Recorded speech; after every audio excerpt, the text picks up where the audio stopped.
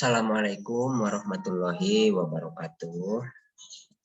Perkenalkan, nama saya Rofi Nanda Utama, guru bimbingan konseling di unit kerja ESMAN 1 Cisaga, KCD 13, Kabupaten Ciamis. Pada kesempatan kali ini, saya akan menyajikan laporan mengenai solusi masalah siswa yang berkenaan dengan pekerjaan saya sebagai guru bimbingan konseling, yakni mengenai layanan konseling kelompok terhadap peserta didik kelas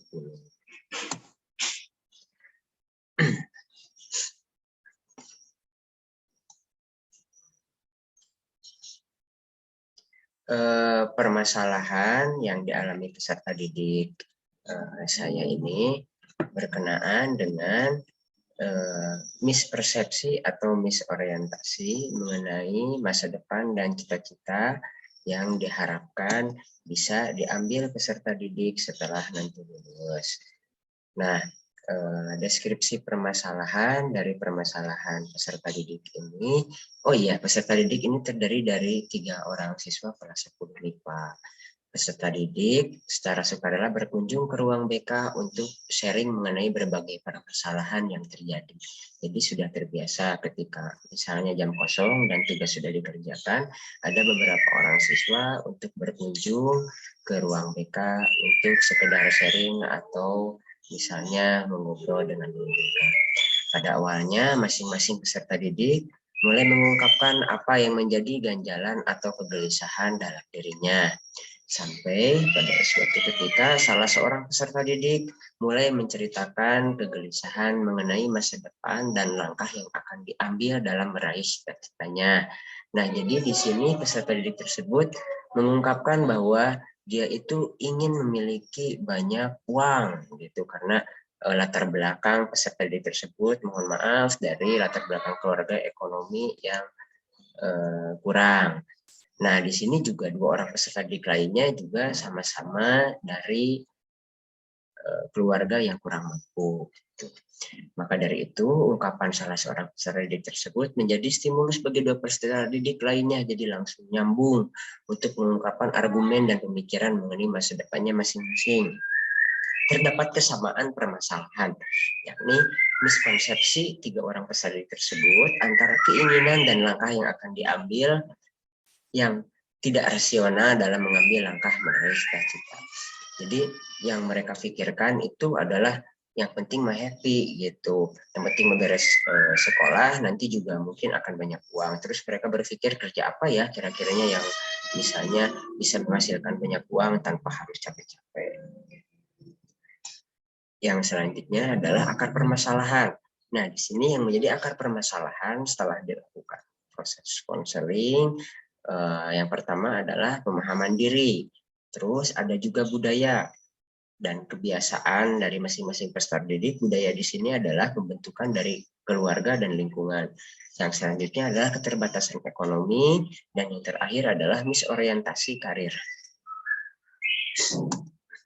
Selanjutnya, alternatif solusi untuk membantu peserta didik dalam mengkonsepsi kembali dan merasionalkan kembali pemikirannya mengenai masa depan, yakni dengan menggunakan layanan konseling kelompok, karena peserta didik yang datang ke sini dengan masalah yang sama itu berjumlah 3 orang. Dengan merasionalisasi konsep dan melakukan modeling. Modeling di sini adalah saya sendiri yang menjadi model untuk dijadikan contoh dalam pemberian layanan.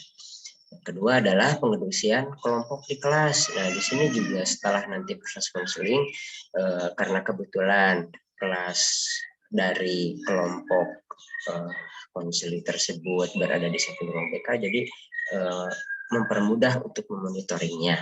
Yang selanjutnya adalah memonitoring, ya. Itu tadi memonitoring perkembangan siswa. Nanti besoknya kalau misalnya siswa tersebut ketiganya datang berkunjung ke ruang BK, nanti ditanyakan kembali mengenai konsep masa depannya.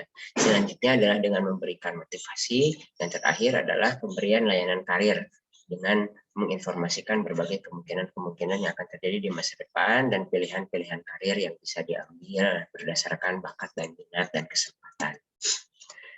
Nah, hasil dari pemecahan masalah untuk ketiga peserta didik yang sudah melaksanakan konseling kelompok, yang pertama adalah peserta didik, ketiganya memiliki konsep masa depan yang lebih rasional. Yang selanjutnya adalah peserta didik memiliki arah cita-cita yang sesuai dengan keinginannya.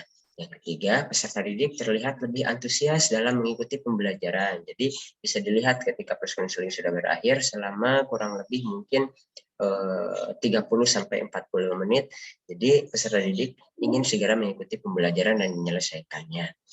Yang selanjutnya adalah peserta didik bersemangat mengikuti berbagai kegiatan di sekolah. Nah, di sini kan dari ketiga peserta didik tersebut, yang satu memang sudah aktif mengikuti ekstrakurikuler. Nah, yang duanya lagi setelah pelaksanaan konseling kelompok, jadi terlihat lebih antusias dalam mengikuti atau mendaftar ke berbagai ekskul yang diminatinya, karena peserta didik sudah mulai berpikir dengan mengikuti ekskul atau OSIS itu akan lebih mengembangkan bakat dan minat yang dimilikinya.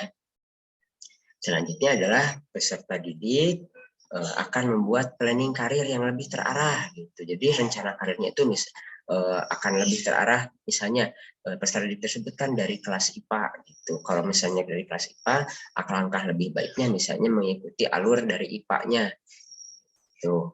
Yang selanjutnya adalah bersama-sama peserta didik akan saling memotivasi untuk meraih cita-cita yang diharapkan. Jadi ketiga orang itu akan lebih memperhatikan satu sama lainnya gitu. Misalnya satu orang temannya yang terlihat sudah mulai kehilangan semangat untuk belajar, kedua temannya akan lebih menyemangati dan motivasinya. Yang menjadi sumber rujukan dalam pemberian layanan ini adalah dari ABKIN mengenai kode etik profesi dan tata cara pemberian layanan, kemudian sumber bacaan dari teori dan praktik konseling Garangkuri. Demikian pemaparan permasalahan siswa yang bisa saya sampaikan. Yang saya sampaikan ini merupakan permasalahan yang saya rasa permasalahan yang umum, karena untuk permasalahan atau misalnya layanan konseling yang bersifat pribadi, terutama yang sensitif, mohon maaf tidak dapat saya sampaikan. Sekian, mohon maaf bila ada kata-kata yang kurang berkenan. Terima kasih, semoga sehat semuanya. Assalamualaikum warahmatullahi wabarakatuh.